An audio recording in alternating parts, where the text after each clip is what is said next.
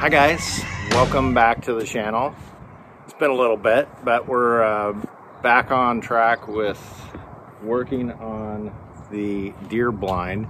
So this is going to be part 2 of the deer blind build.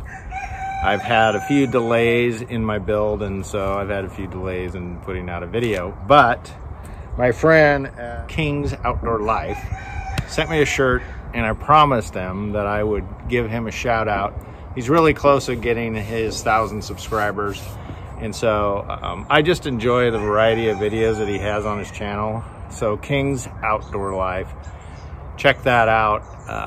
He does a really good job of just making real good videos about all different types of topics that involve outdoor life.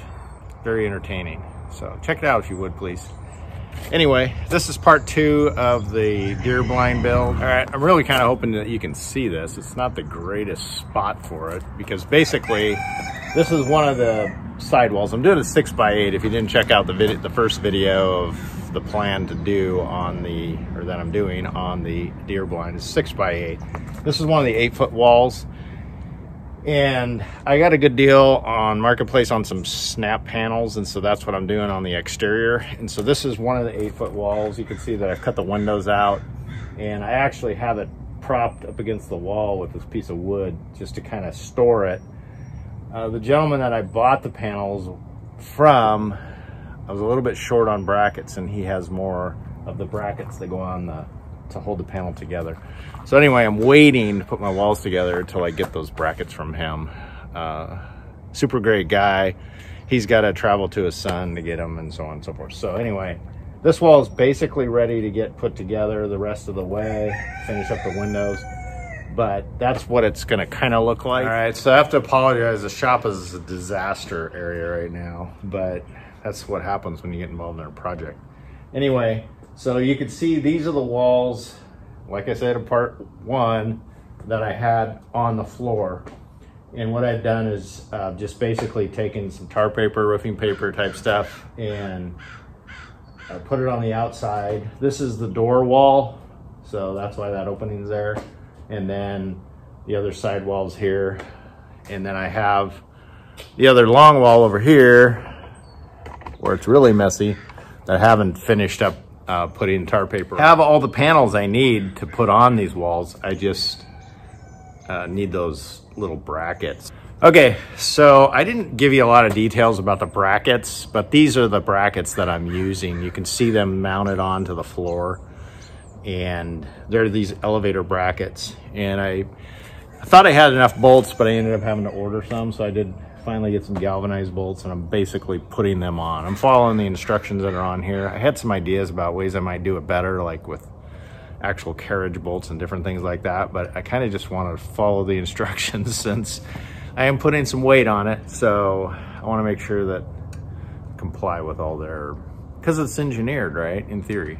Anyway, so these are the brackets that I'm using.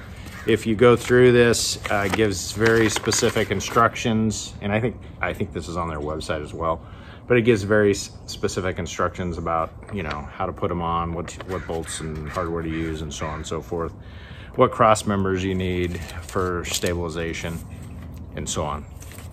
So anyway, I'm putting these brackets on now. I'm gonna put the other 2 on, and then I'm gonna grab the 4x4s, which are 12-footers. I'm gonna strap all this on this trailer and drag it up the hill with the side-by-side, and take the tractor up and lift it up into place and then I'll put my cross members on and mark my holes and dig my holes for the 4 legs. So that's what's coming up next.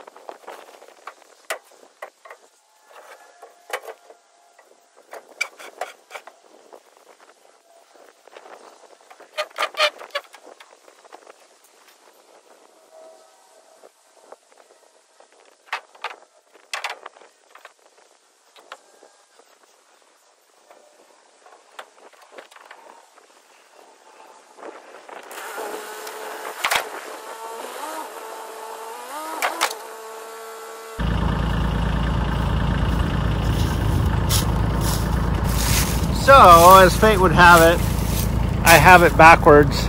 In other words, I have the wall spots identified, and this wall is supposed to face that way. And it's because I want the door facing this way so that I can come up a trail that I have along the fence to be least disruptive. So when I get the tractor up here, I'll have to swap it around.